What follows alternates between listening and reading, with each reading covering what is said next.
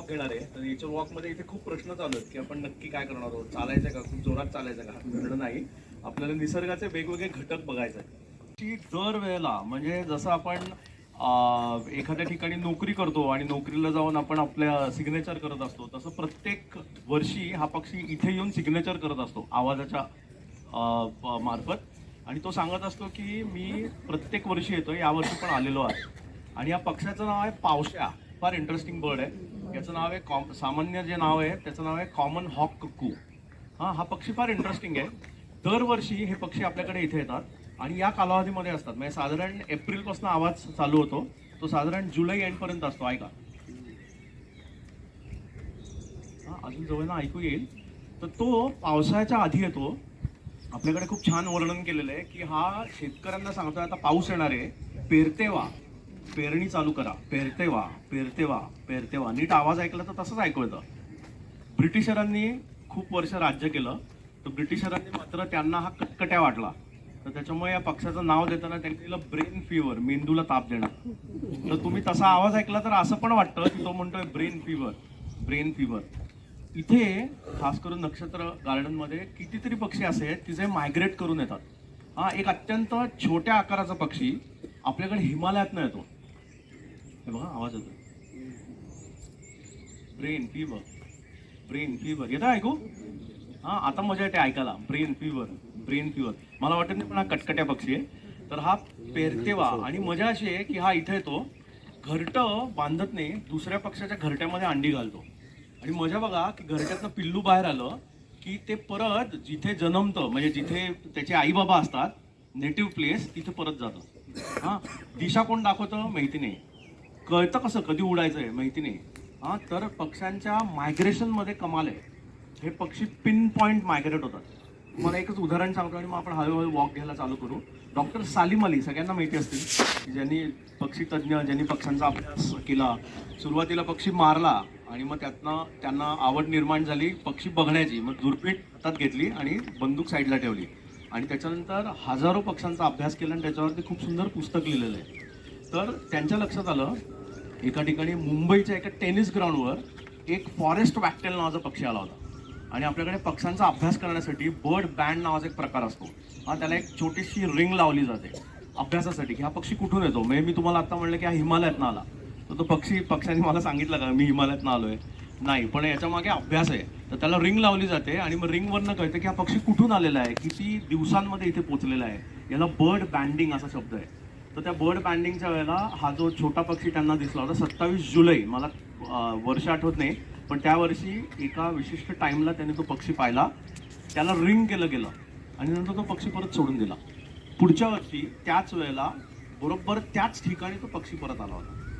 त्याच्यामुळे वेळेच्या बाबतीत पक्षी किती पर्टिक्युलर असतात. 6 म्हणले की आपण कदाचित 6:15 पर्यंत येतो किंवा चुकून 5:45 येतो, पण पक्ष्यांचा टाइम खूप ठरलेला असतो. तर फार इंटरेस्टिंग आहे. अजून एक पक्षी ऐकतोय, शिळी घालतोय, त्याला आयोरा म्हणतात, सुभग. आपण थोडं आता चालायला लागू आणि मग जे काही दिसतंय त्याच्यामध्ये पक्षी असतील, छोटे छोटे किडे असतील. तर बेसिकली नेचर वॉक याचा मुळात याची कल्पना अशी आहे की निसर्गाचे जे घटक आहेत की ज्यांच्याबरोबर आपण राहत असतो. आपण इथे खूप वेळेला फिरायला येतो, तर आजूबाजूला झाडाखाली आपण भेटू. असं कोणी म्हणतं तर पावडर पफ कुठे आहे, किंवा कडुनिंबाचं झाड आपण बघत असतो. कडुनिंबाच्या झाडाची पण मजा आहे. आमच्या इकडे एक बांधकाम चालू होतं. सगळ्यात हुशार पक्षी कोणता असं विचार केल्यानंतर जरा प्रश्न पडतो की असं पक्ष्यांमध्ये हुशार पक्षी असू शकतो का. तर एक इंटरेस्टिंग गोष्ट सांगतो. एका ठिकाणी बांधकाम चालू होतं आणि कडुनिंबाचं मोठं झाड होतं. तर त्याच्या फांद्यांवरती कावळे नॉर्मली घरटी करतात. बाकी तुम्हाला कुठल्याही पक्ष्यांचं घरटं याच्यावर दिसणार नाही. तर कावळ्याने एक घरटं केलं होतं आणि कावळ्याचं घरटं जे असतं ना, ते नुसत्या काड्या आणून रचल्या जातात, फेकल्या जातात. तर त्याचा ना एक मोठा असा हेवी प्लॅटफॉर्म तयार होतो, त्याला स्टिक प्लॅटफॉर्म म्हणतात. घरट्यांचे प्रकार आहेत वेगवेगळे. तुम्ही सुगरणीचं घरटं पाहिलं तर ते पेंड्युलम सारखं असतं, झुलतं असतं, पाहिलं असेल. या पक्ष्यांचं घरटं असतं ते स्टिक प्लॅटफॉर्म सारखं असतं, नुसत्या काड्या आणून रचल्या जातात. प्रत्येक वर्षी तो ते घरटं बांधत असतो. तर एका ठिकाणी बांधकाम चालू होतं आणि छोट्या छोट्या कॉपरच्या वायर, छोट्या तारा. तर यांनी ना एक घरटं बनवलेलं आणि खालनं एक भंगारवाला चालत होता. त्या भंगारवाल्याच्या लक्षात आलं की अरे हे जर का आपण काढलं तर आपल्याला खूप चांगला माल मिळेल. तर म्हणून त्या भंगारवाल्याने ते सगळं घरटं डिसमॅन्टल केलं, खाली काढलं आणि तो निघून गेला. तो कावळा इतका हुशार होता, त्यांनी लगेच पुढच्या घरट्याचं बांधकाम चालू केलं. पण आता मात्र त्या घरट्यामध्ये एकही कॉपरची वायर त्या बांधकामातलं काही वापरलं नव्हतं. पक्षी हुशार असतो का, त्याचं एक उदाहरण आहे, फार इंटरेस्टिंग आहे. पक्ष्यांना मेमरी असते का, तर ऑब्व्हियसली कमी असते, ते इन्स्टिंक्ट्सवर जगतात. पण एक मजा सांगतो की कोणीतरी एका घारीचं घरटं चुकून काहीतरी गडबड केली, ती फांदी पाडली आणि त्याच्याबरोबर घारीचं घरटं पण खाली आलं. पुढचा 1 महिना ज्याच्यामुळे ते घरटं पडलं, त्याला आतमध्ये बागकाम करताना हेल्मेट घालून आत जायला लागायचं. कारण तो माणूस आला, दाढीवाला माणूस होता, त्याच्यामुळे कुठलाही दाढीवाला माणूस आत घुसला की त्या घारी त्याच्यावर अटॅक करायचा. खूप इंटरेस्टिंग असतं. तर पक्ष्यांचा अभ्यास का महत्वाचा आहे, तर ऑब्व्हियसली 2 गोष्टी, एक तर आनंद मिळतो आणि दुसरी महत्वाची गोष्ट की निसर्गात काय बदल होत आहेत हे पक्ष्यांकडनं कळतं. येतो ऐकू? चुई चुई चुई, हा येतो ऐकू? छोटा पक्षी आहे, आवाज बघा किती मोठा आहे. याचं नाव आहे शिंपी. शिंपी, हा, याला टेलर बर्ड असा पण शब्द आहे. आणि शिंप्याचं काम काय असतं, शिवणकाम. तर तसं 2 पानं शिवून याच्यामध्ये अंड घातलं जातं. नॉर्मली पक्षी पावसाच्या आधी अंडी घालतात. का, कोणी सांगू शकेल? निसर्गातला एक नियम आहे. का प्रश्न विचारल्यानंतर उत्तर मिळत नाही. पावसाच्या आधी बऱ्याचशा पक्ष्यांचं घरट्याचं बांधकाम चालू असतं. कोणी कारण सांगेल? पावसाच्या आधी का, म्हणजे उन्हाळा आणि पावसाळ्याच्या मध्ये साधारण. काळही नंतर मिळणार नाहीत आणि जे कीटाणू असतात ते साधारण पावसाळ्याच्या आसपास मग खाण्यासाठी. हा, कारण पिल्लांना खायला खूप लागतं. हा, पिल्लं जर का पाहिले तुम्ही, एखादं बुलबुलचं घरटं तुमच्या बऱ्याचशा लोकांच्या घरामध्ये बांधकाम तुम्ही पाहिलं असेल, तर पिल्लांना खायला खूप लागतं. सतत केलेलं असतं पिल्लांनी. तर खाणं सगळ्यात जास्त कधी मिळतं, तर ऑब्व्हियसली पाऊस पडल्यानंतर. गवत हिरवं असतं, गवतावरती किड्या असतात, तर त्याच्यामुळे जास्तीत जास्त प्रोटीन्सची गरज असते. हा, तो पक्षी किती फ्रुगिवरस असेल, फ्रुगिवरस म्हणजे फळं खाणारा, तरी पिल्लांची वाढ होण्यासाठी त्यांना आया छोटे छोटे किडे भरवणं गरजेचं असतं. तर त्याच्यामुळे बऱ्याचशा पक्ष्यांमध्ये पक्ष्यांचं घरट्यांचं बांधकाम जे चालतं ते पावसाळ्याच्या आधी चालतं. बुलबुल असेल, सुबक नावाचा पक्षी असेल, हे सगळे पक्षी इकडे आता ऐकू येत. हा, त्याच्यानंतर मगाशी आम्ही एक पक्षी पाहिला, त्याचं नावच खूप छान आहे, नाचरा. हा, अजून एक पक्षी पाहिला येताना, त्याचं नाव आहे निखार, छोटा निखार. कारण जो नर असतो, पक्ष्यांमध्ये नॉर्मली नर जास्त अट्रॅक्टिव्ह असतात, फिमेल्स त्यातल्या त्यात डल असतात. आणि पक्ष्यांमध्ये नराचं काम फिमेलला अट्रॅक्ट करण्याचं असतं. मोर फॉर एक्झाम्पल, मोराला पिसारा आहे. हा, मोराचा पिसाऱ्याचं काम झालं की ती पिसं गळून पडतात. हा, ललित खूप ठिकाणी असं लिहिलं गेलं आहे की मोराला ढग आवडतात आणि ढग दिसले की नाचायला लागतो. तर त्याचा काही संबंध नाही आहे. परत तेच पावसाळ्याचं गणित बघा, की पावसाळ्याच्या आधी मिलन असतं, कारण पावसाळ्यामध्ये पिल्लांना अन्नाची गरज असते. पिसं जी असतात तर ती बेसिकली नराला फिमेलला त्याला कोर्टशिप डिस्प्ले म्हणतात, लाईन मारणं थोडक्यात. हा, एकदा लाईन मारून झाली, ती मादी पटली की त्या पिसाराचा मोराला काही उपयोग नसतो, इट्स अ लायबिलिटी, आणि म्हणून पिसं झडतात. त्याच्यामुळे झडलेली पिसं आपल्याला दिसतात, पिसं गळून जातात. तर ती झडलेली जी पिसं असतात तर ती त्याचं काम झालेलं असतं. आणि मग मोर आणि लांडोर याच्यामध्ये जर का लांबणं पाहिलं तर दोन्ही सारखेच दिसतात, दोघांनाही तुरे असतात. हा, तो पण पक्षी इंटरेस्टिंग आहे. तो पण आपल्याला इथे कधीतरी ऐकू येतो. मोरांचे आवाज ऐकू येतात का? तर मोरामध्ये पण एक मजा आहे. तर तो जरी पक्षी असेल तरी त्याला खूप उंचावरनं उडता येत नाही. तुम्ही पाहिलंय का की गरुडाच्या उंचीवरती मोर उडतोय? कधीच बघणार नाही. किंवा एक साधारण अर्धा किलोमीटर तो पक्षी उडत चाललाय, कधी दिसणार नाही. तर मग काही पक्षी खूप लांबवर उडत आहेत आणि काही पक्षी फक्त काही डिस्टन्स कव्हर करतात. असं का? तर हा पक्षी हेवी आहे, मोर खूप हेवी आहे ना, जड पक्षी आहे. आणि याला इथे पेक्टोरल मसल असतं, जिथे पंख हा अटॅच्ड असतो, तो खूप वीक असतो. आणि पंखाचा आकार पण खूप महत्वाचा आहे. पंखाचा जो आकार असतो तर तो गोलाकार आहे त्या पक्षाचा, त्याच्यामुळे त्याला एअर रेझिस्टन्स कट करता येत नाही. विमान बघा, विमानाचं जर का तोंड पाहिलं तर ते निमुळत आहे. ते जर का गोल असतं तर कदाचित उडताना प्रॉब्लेम आला असता. त्याच्यामुळे एरोडायनॅमिक शेप ज्यांच्या पंखांना आहे ते पक्षी खूप उंच उडतात. हा, उदाहरण गरुड, घारी, हा, नंतर ससाणे, हे सगळे पक्षी उंचावरनं उडतात. काही पक्षी अजिबातच उडत नाही. हा, ते आपल्याकडे पण खूप दिसतात बारामतीच्या आजूबाजूला, तर त्याला तित्तेर म्हणतात.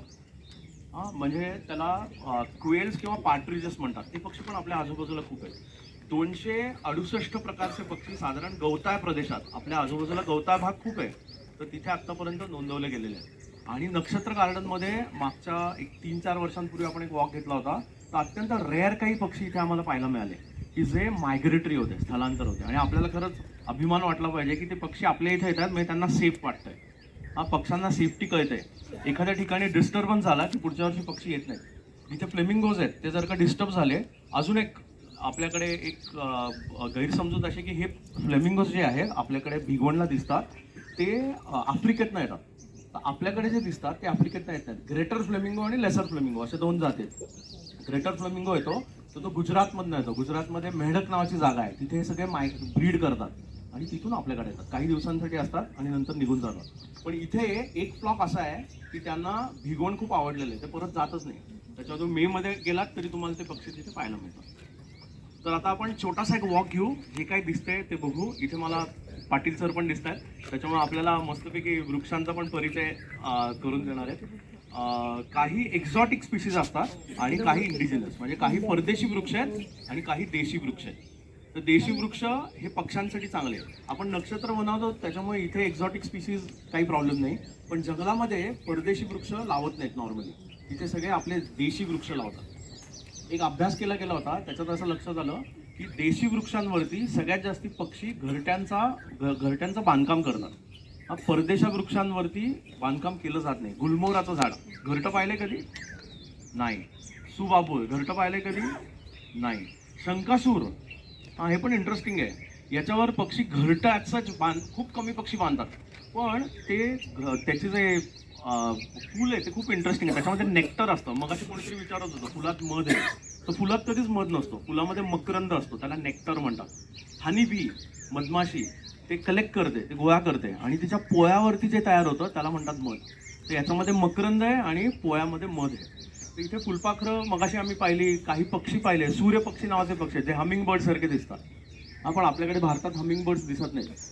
आवाज येतोय, आपण थोडं चालू मग आपल्याला दिसेल. पण शंकासुराचं त्याला पिकॉक क्रेस्ट फ्लॉवर असं पण म्हणतात. तुम्ही जर का नीट पाहिलं ना, त्याच्या फुलावरती तुम्हाला तुरे असल्यासारख्या दिसतात, मोराच्या डोक्यावर कसे आहेत ना. तर अत्यंत सुंदर झाड आहे आणि जितकी फुलणाऱ्या वनस्पती असतात त्याच्यावरती पक्षी जास्त. त्याच्यामुळे आपल्या बागेमध्ये, आपल्या कॉलनीमध्ये, आपल्या सोसायटीमध्ये जर का तुम्ही अशा प्रकारची झाडं लावली, सिंगापूर चेरी आहे किंवा सगळ्यात इंटरेस्टिंग एक्झोरा आहे, पण हे सगळे इंडिजिनस आपण जंगलात नाही लावू शकत, बागेमध्ये चालू शकतात. या एक्झोरावरती पण खूप मोठ्या प्रमाणात पक्षी येतात. कडुनिंब, परत याच्यावरती काही जे मोठे पक्षी आहेत ते घरटी करतात, पण छोटे पक्षी हे घरटी करत नाहीत. इथे खूप डायव्हर्सिटी आहे नक्षत्र बागेमध्ये आपल्या.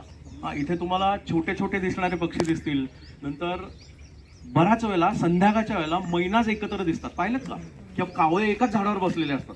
तर आपल्याला असं वाटतं कसलं संमेलन चालू आहे. आता कसे आपण सगळेजण एकत्र होत ना, तर तसे संध्याकाळच्या वेळेला जर का तुम्ही कुठल्याही पुलापाशी थांबलात आणि आभाळात पाहिलं तर एका विशिष्ट डायरेक्शनला तुम्हाला पोपटांचे थवे जाताना दिसतात किंवा पक्ष्यांचे थवे जात असतात. कुठे जातात सगळे, काय करतात? तर यांना रातथारा असा शब्द आहे, खूप सुंदर शब्द आहे रातथारा. म्हणजे सगळेजण रात्री एकत्र येतात. दोन तीन गोष्टी आहेत. एक तर देवणघेवण इन्फॉर्मेशनची, की अरे खाणं कुठे अवेलेबल आहे, आणि सिक्युरिटी नंबर. सगळे एकत्र ती त्यांची टीम पॉवर असते, सिक्युरिटी नंबर. इथे आता एक इंटरेस्टिंग पक्षी आवाज करतोय.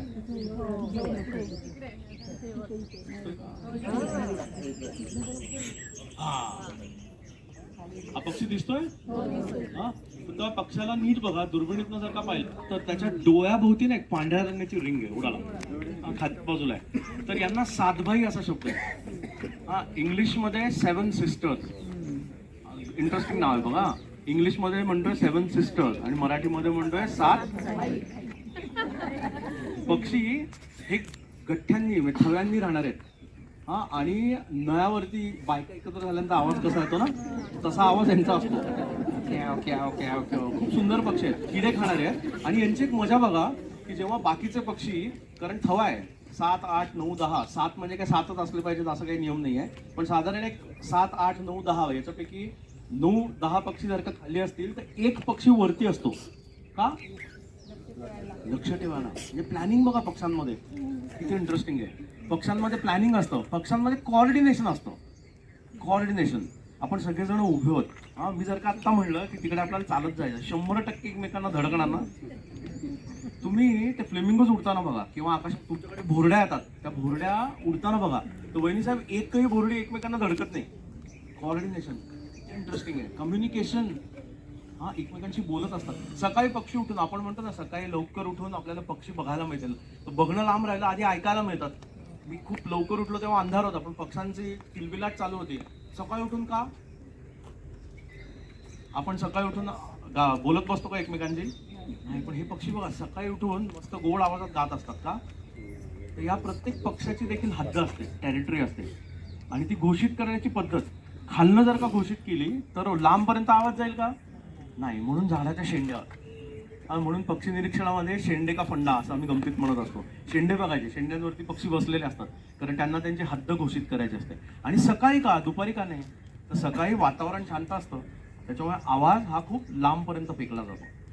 कितीतरी गोष्टी शिकण्यासारख्या आहेत. अजून एक लास्ट गोष्ट, आणि मी खूपच बोलतोय असं लक्षात आलं, आपण चालत चालत एक चक्कर मारू. पक्ष्यांमध्ये आंघोळी पण इंटरेस्टिंग असतात. आपण असं म्हणतो की तू जनावरासारखं राहतो, पण जनावर किती स्वच्छ राहतात हे कळायला तर प्रत्येकाला वाटायला अरे जनावरासारखं तर राहायला पाहिजे. पक्ष्यांमध्ये 4 प्रकारच्या आंघोळी असतात. एक ऑब्व्हियसली पाण्याची, जे आपण पण करतो आणि म्हणजे कधी कधी करतो. दुसरी आंघोळ असते त्याला सन बाथ म्हणतात, म्हणजे सूर्य स्नान. झाडांच्या शेंड्यावरती पक्षी सकाळी का, कोवळं ऊन खाण्यासाठी, कारण अंगावरती किडे असतात, माणसांसारखे हात नाही घेत त्यांना, तर त्याच्यामुळे स्वतःची पाठ कोवळ्या उन्हामध्ये तापवायची आणि अंगावरचे किडे गळून पडतात. आपल्याकडे धान्यामध्ये किडे झाले की आपण ऊन तापवतो, त्यातलाच प्रकार. तिसरा जो प्रकार आहे त्याला डस्ट बाथ म्हणतात. बऱ्याच वेळेला मातीमध्ये खेळताना पक्षी दिसतात, चिमण्या फॉर एक्झाम्पल. धुळीची आंघोळ म्हणतात त्याला.